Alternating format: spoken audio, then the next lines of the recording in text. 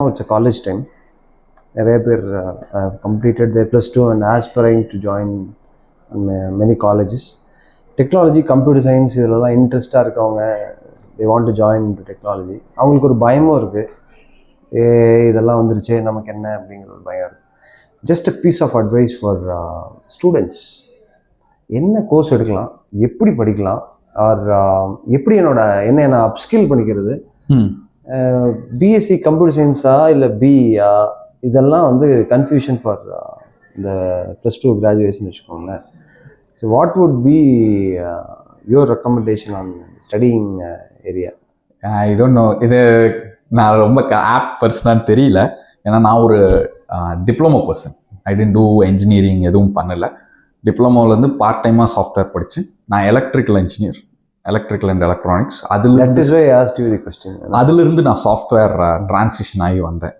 ஏன்னா I just want to இது ஏன் இதை உங்களுக்கு கொஸ்டின் கேட்டேன் அப்படின்னா, இது வந்து வயதோ இல்லை வந்து உங்களுக்கு படிப்போ அடுத்தடுத்த லேயர் போகிறதுக்கு ஒரு பெரிய தடையை இருக்கக்கூடாது. அண்ட் நான் இவ்வளோ தான் படிச்சிருக்கேன்னு உங்களையே நீங்கள் சுருக்கிக்காதீங்க. ஆப்பர்ச்சுனிட்டிஸ் ஆர் எனார்மஸ் அப்படிங்கிறது ஒரு இண்டிகேஷனுக்காக. So he started this career as ஒரு டிப்ளமோ ஸ்டூடெண்ட். இன்றைக்கி வந்து he is software architect and he is heading so many software projects அப்படின்னா, so that is the growth of knowledge and learning. நீங்கள் சொல்லுங்கள் Suji.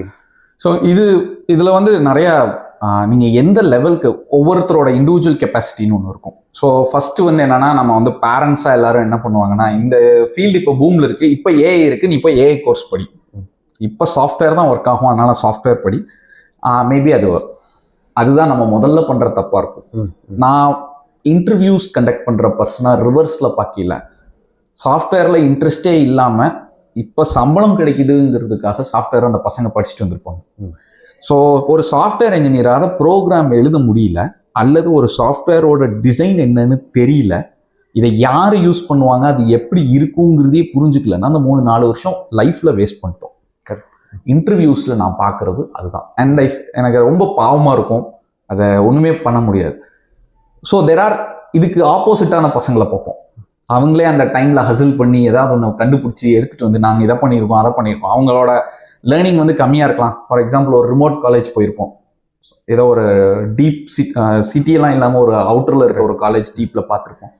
So அப்போ அவங்க வந்து அந்த பசங்களை பார்த்தா வந்து அது ரொம்ப அட்வான்ஸ்டாக இல்லாமல் இருக்கலாம், ஆனால் அந்த பசங்க எஃபர்ட் போட்டிருப்பாங்க அந்த இடத்துல. ஒருத்தரோ 2 பேரோ ஹூவர் இட் இஸ், அவன் வந்து ஷைன் ஆகிறதுக்கு இங்கே சிட்டிக்குள்ளே நல்லா படித்து இது பண்ண காலேஜில் வந்து இஷ்டம் இல்லாமல் படித்தவனுக்கும் வேரியேஷன்ஸ் இருக்கும். இது எங்கே போகுதுன்னா, என்னோட ஒரிஜினல் ஆன்சர் நான் எப்படி வந்தேன்னு கேட்டேனே, கியூரியாசிட்டின்னு. அந்த பசங்களுக்கு கியூரியாசிட்டி இருக்குது. ஸோ இதை சூஸ் பண்ணையில் தயவுசெய்து மார்க்கெட் வச்சு எடுக்காதீங்க. இந்த மார்க்கெட்டில் இது இருக்குன்னா, மார்க்கெட் 4 வருஷம் இல்லை, 2 வருஷத்தில் 1 வருஷத்தில் மாறிடும். பர்டிகுலர்லி இப்போ ஏஐ அப்படிங்கிற இந்த கோர்ஸ் இப்போ நீங்கள் வந்து நிறையா வந்து ப்ரொமோட் பண்ணுறாங்க, எல்லோரும் ஏஐ படிக்கிறேன். கார் ஓட்டுறதுக்கோ 2 வீலர் ஓட்டுறதுக்கோ நீங்கள் ஆட்டோமொபைல் இன்ஜினியராக இருக்கணும்னு அவசியம் கிடையாது. ஏஐ கோர்ஸ் படிக்கிறவங்களுக்கு நான் ஒன்று தான் சொல்லுவேன், நீங்கள் ஏஐ டிசைன் பண்ணிருக்கங்க போல, நீங்கள் எல்லாம் கடைசியில் ஏஐ யூஸ் தான் பண்ண போறீங்க. எனக்கு யூஸ் பண்ணுறது எப்படின்னு தெரியறதுக்கு ஏஐ படிக்காமே நான் யூஸ் பண்ணிக்குவேன். ஸோ இது வந்து மிஸ் அண்டர்ஸ்டாண்டிங். இந்த பூமில் வந்து ஏஐக்கு நீடு இருக்குங்கிறது வந்து இது மிஸ் அண்டர்ஸ்டாண்டிங் அண்ட் ஹைப்.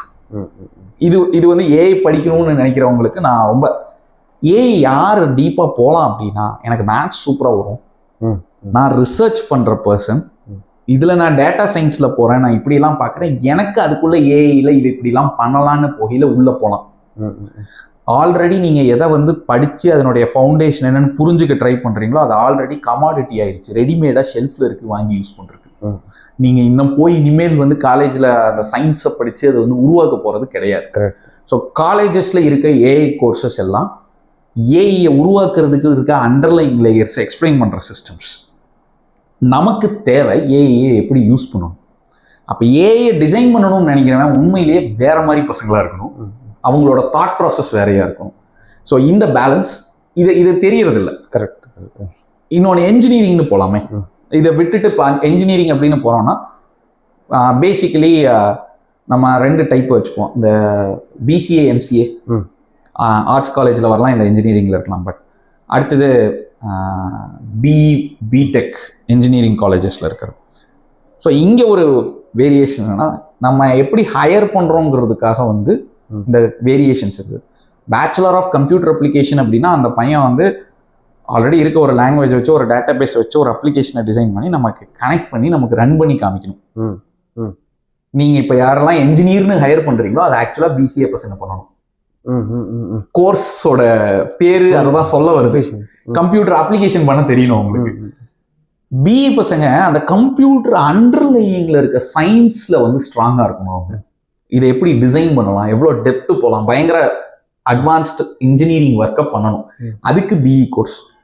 இதை நம்ம ஒழுங்கா படிக்காதங்காட்டி அந்த பசங்களை பிஇ பசங்களை எடுத்து பிசிஏக்கு கொடுக்க வேண்டிய வேலையை தான் மார்க்கெட்ல கொடுத்துட்டு இருக்கோம். கரெக்ட். இதுதான் வந்து கரண்ட் சிச்சுவேஷன். இப்படிதான் நமக்கு எடுத்து வச்சிருக்கோம் ஓவரால் இண்டஸ்ட்ரி. அதனாலதான் நான் என்ன ஃபீல் பண்ணேன்னா, நான் கரெக்டான பர்சனா நான் அட்வைஸ் பண்றேன்னு எனக்கு தெரியல. இது நீங்க எப்ப வேணாலும் படிச்சு மாறிக்கலாம். அது அப்படி சொல்ல, கம்ப்யூட்டர் கண்டுபிடிச்ச Charles Babbage is not be engineer. எல்லாரும் கம்ப்யூட்டர் சயின்ஸோட ஏர்லி பீரியட்ஸ்ல இருக்கவங்க எல்லாம் மேத்தமெட்டிஷியன்ஸ். அதே மாதிரி ஸ்டீவ் ஜாப்ஸ் ஆகட்டும், ஆர் வாஸ்னிக் ஆகட்டும், they have not even completed their college. True. Bill Gates உங்களுக்கு தெரியும், எலன் மஸ்க் இப்போ எல்லாருமே ஆஸ்பிரேஷன் எடுத்திருக்காங்க. அங்கே நீங்கள் என்ன க்ரக்ஸை விட்டுறாங்கன்னா, அவங்கெல்லாம் காலேஜ் படிக்கல, நானும் காலேஜ் படிக்காமல் பெரிய ஆள் ஆயிடலாம் அப்படிங்கிற மாதிரி ஒரு தாட் ப்ராசஸ்.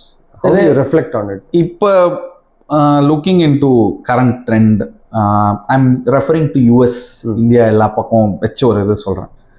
காலேஜ் ரொம்ப காஸ்ட்லி ஆயிடுச்சு. எஜுகேஷனல் லோன் வாங்கி தான் நான் படிக்கணும்.